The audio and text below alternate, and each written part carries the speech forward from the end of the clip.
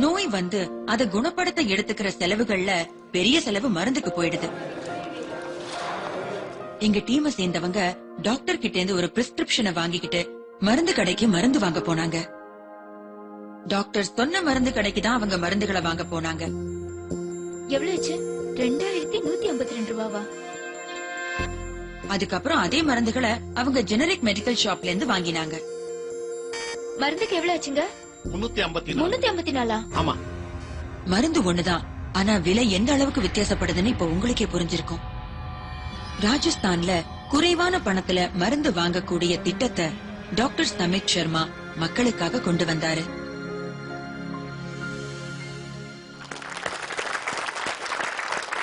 எனக்கு ரொம்ப ஆச்சரியமா இருக்கு டாக்டர் சமித். எங்க கரஸ்பாண்டன்ட் ஒரு கடையில மருந்து வாங்க போகும்போது ஒரு கடையில அவங்க அந்த மருந்த 2000 ரூபாய்க்கு வாங்கியிருக்காங்க, அதாவது 2000 rupees கொடுத்த. சரி, ஜெனரிக் மெடிசன் ஷாப்ல அவங்க மருந்து வாங்கினப்ப அதே மருந்துகளுக்கு 300 ரூபாய் தான் வாங்கியிருக்காங்க. அது எப்படி? இப்ப இந்த நேரத்துல ஒவ்வொரு நிமிஷமும் ஒவ்வொரு செகண்டும் ஒரு டிராஜடி நாலா பக்கமும் நடந்துகிட்டு இருக்கு. எர்த்குவேக், சுனாமிய பத்தி பேசுறோம். அதுல பல பேருடைய உயிர் ஒரு செகண்ட்ல போயிடுது. அதை விட அதிக உயிர்கள் இந்த டிராஜடியால போயிடுது. அது என்ன டிராஜடி? அந்த டிராஜடி அதாவது இந்த மருந்துகளோட விலை ரொம்ப குறைவுதான். ஆனா நம்ம மார்க்கெட்ல இருந்து அதை வாங்கும் பொழுது அது நமக்கு 5%, 10%, 20%, சில சமயம் நம்ம 50%க்கு மேலயும் விலை கொடுத்து வாங்குறோம். இப்ப நம்ம இந்தியாவிலேயே பாத்தீங்கன்னா 40 கோடிக்கும் மேல இருக்கிற மக்கள் 2 வேளை சாப்பாடு கூட இல்லாம தவிக்கிறாங்க. அவங்க எங்க இந்த மருந்தை வாங்க போறாங்க? இதனால நிறைய பேருக்கு மருந்து கிடைக்கலங்கிறீங்க. WHO சொல்லுது, சுதந்திரம் கிடைச்சு 65 வருஷத்துக்கு அப்புறமும் இன்னைக்கும் இந்தியாவில 65% மக்கள் இந்த சாதாரண மருந்து வாங்க முடியாம தவிச்சுக்கிட்டு இருக்காங்க. முக்கியமான மருந்துகளுக்கு அதோட விலையால அவங்களால அதை வாங்க முடியல. சரி, இப்ப நீங்க இந்த ஜெனரிக் மெடிக்கல் ஷாப்னு சொன்னீங்கல்ல, அத தமிழ்ல எப்படி சொல்றதுன்னு சொல்லுங்க. கொஞ்சம் விளக்கி சொல்லுங்களேன். நான் உங்களுக்கு தெளிவா விளக்கி சொல்றேன். ஜெனரிக்னா இந்த மருந்துக்குள்ள ஒரு சால்ட் இருக்கு, அது அந்த மருந்துக்குள்ள இருக்கு. அது பேர் ஜெனரிக்கல் நேம், அது கெமிக்கல் நேம். சரி, நான் இப்ப உங்களுக்கு இன்னும் புரியும்படியா விளக்குறேனே. இப்ப இந்த பொண்ணு பாருங்களேன், ரொம்ப ஒல்லியா இருக்கா. இப்ப நான் டாக்டரா இருந்தேன்னா அவகிட்ட சொல்லுவேன், ஒரு கிளாஸ் பாலை காலையிலயும் ராத்திரியும் குடிங்கன்ட்டு. ஆனா துரதிருஷ்டவசமா இந்த மருத்துவ உலகத்துல நம்மளால இப்படி சொல்ல முடியாம போயிடுச்சு. எருமப்பால குடின்னு நாம அவகிட்ட சொல்ல மாட்டோம். ராமண்ண வீட்டு எருமப்பால குடிங்க நாம அவகிட்ட சொல்றோம். இதுதான் பிராண்டிங். இப்ப அவன் அந்த கடைக்கு போறா, அவன் சொல்லுவான் 500 ரூபாய் லிட்டர்னு, வேணும்னா வாங்குன்னு. 30 ரூபாய்க்கு கிடைக்கிற பொருளுக்கு 50 ரூபாய் கொடுக்க வேண்டியது. அதேதான். அதாவது டயபெட்டிஸ்க்கு நான் ஒரு மாத்திரை வாங்குறேன்னா, அதாவது பிராண்டட் மருந்து வாங்கினா அதுக்கு என்ன விலையாகும்? 117 ரூபாய்க்கும் கிடைக்குது. 117 ரூபாய்க்கு கிடைக்குதுங்க. சரி, அதே மெடிசனை நான் ஜெனரிக் மெடிசன் ஷாப்ல வாங்கினா அங்க எவ்வளவுக்கு கிடைக்கும்? வெறும் 1 ரூபாய் 95 காசுக்கு 10 மாத்திரை கிடைக்கும்.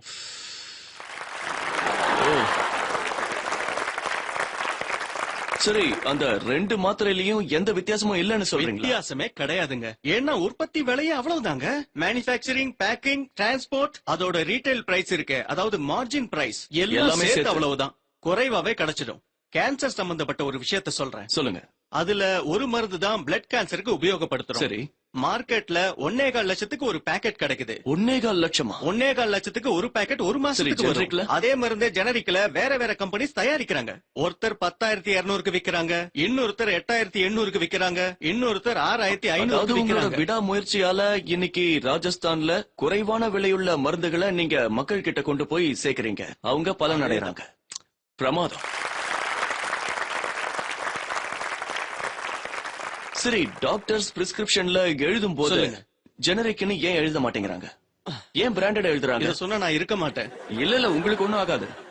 ஒரு புது மெடிக்கல் பிராக்டிஷனர் பிராக்டிஸ் ஆரம்பிக்கும் போது அவங்க கிட்ட கம்பெனிஸ் உடைய மெடிக்கல் ரெப்ரசன்டேட்டிவ்ஸ் இருப்பாங்க. சேல்ஸ ப்ரமோட் பண்றது அவங்களோட வேலையாவே இருக்கும். பேசிக்கல் வேலையே அதுதான். எங்க மருந்து இருக்கு, அதை எழுதுங்க, அது ரொம்ப நல்ல மருந்துன்னு சொல்லுவாங்க. டாக்டர்ஸ் அதை தான் எழுதணும்னு அவங்க பிரஷரைஸ் பண்ணுவாங்க, டெம்ப் பண்ணுவாங்க. இதோட காரணமா தான் குறைவான விலையில கிடைக்கிற மருந்து பல பர்சன்டேஜ் அதிகமா விற்கப்படுது. மக்களும் அதை வாங்குறாங்க. வேற என்ன செய்வாங்க? நாங்க டெண்டர் போடும்போது நிறைய கம்பெனிக்காரங்க வருவாங்க. இந்தியாவில பாத்தீங்களா, நல்ல பெரிய ரெப்யூட்டட் கம்பெனிகள்லாம் இருக்கு. அவங்க பேரை நம்ம விரல்ல எண்ணிடலாம். அவங்க எல்லாருமே 70 ரூபாய் மருந்த 2 ரூபாய்க்கு கொடுக்கறாங்க. 2 ரூபாய்க்கு தராங்க, 5 ரூபாய்க்கு தராங்க, 30 ரூபாய் மருந்த 2 ரூபாய்க்கு தராங்க. இவ்வளவு வித்தியாசமா? இத கம்பெனியால கொடுக்க முடியுது. அவங்க கொடுக்கறாங்க, கம்மியான விலையில கொடுக்கறாங்க, நாங்களும் வாங்குறோம். சரி, இன்னொரு விஷயம் கேளுங்க.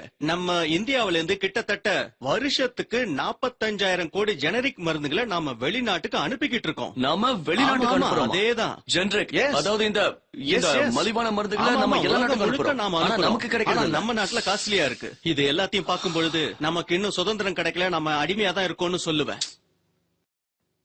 நீங்க இதை ஆரம்பிச்ச போது ராஜஸ்தான்ல இதை எதிர்த்து யாராவது வந்தாங்களா?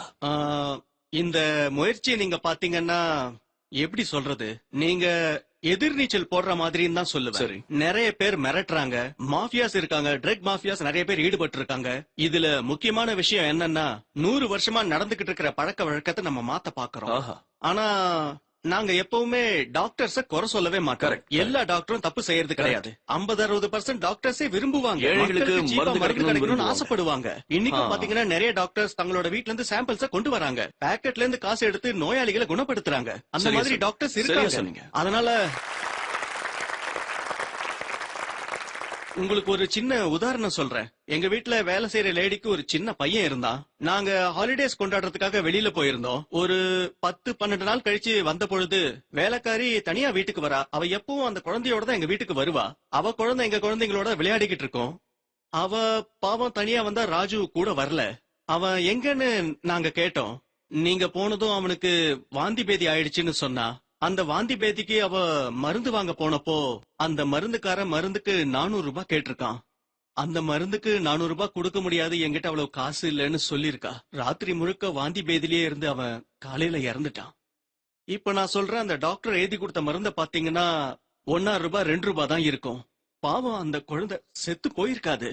65 வருஷத்துக்கு அப்புறமும் வாந்தி பேதியால ஒரு குழந்தை சாகுதுன்னா இதை விட கேவலமான அவமானம் நம்ம நாட்டுக்கு இருக்கவே இருக்காது.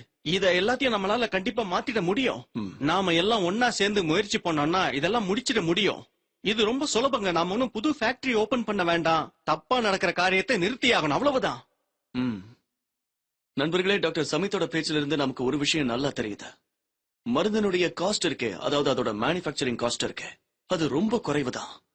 நமக்கு குறைவான விலையில இந்த மருந்தெல்லாம் கிடைக்க வாய்ப்பு இருக்கு. அதுக்கு நம்மளோட அரசாங்கம் ஜெனரிக் மெடிசன் ஷாப்பை ஓபன் பண்ணணும். உதாரணத்துக்கு நாம ராஜஸ்தான் அரசாங்கத்தையே பார்க்கலாம். அவங்களுக்காக நான் சல்யூட் பண்றேன்.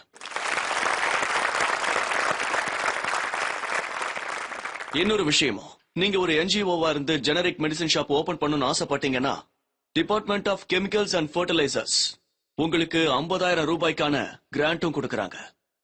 டாக்டர் சமித், நீங்க உண்மையிலேயே ரொம்ப அருமையான சேவையை செஞ்சிருக்கீங்க. இந்த முக்கியமான விஷயத்தை இங்க பேசி எல்லாரோட கண்ணையும் நீங்க திறந்திருக்கீங்க. எந்த நல்ல காரியத்தை நீங்க ராஜஸ்தான்ல தொடங்கி வச்சிருக்கீங்களோ அது எல்லா ராஜ்யத்திலையும் பரவணும், நாட்டோட மூல முடுக்குகள்ல போய் சேரணும். எங்க ஷோக்கு வந்ததுக்காக ரொம்ப ரொம்ப நன்றி doctor Samit. Thank you so much. Thank you.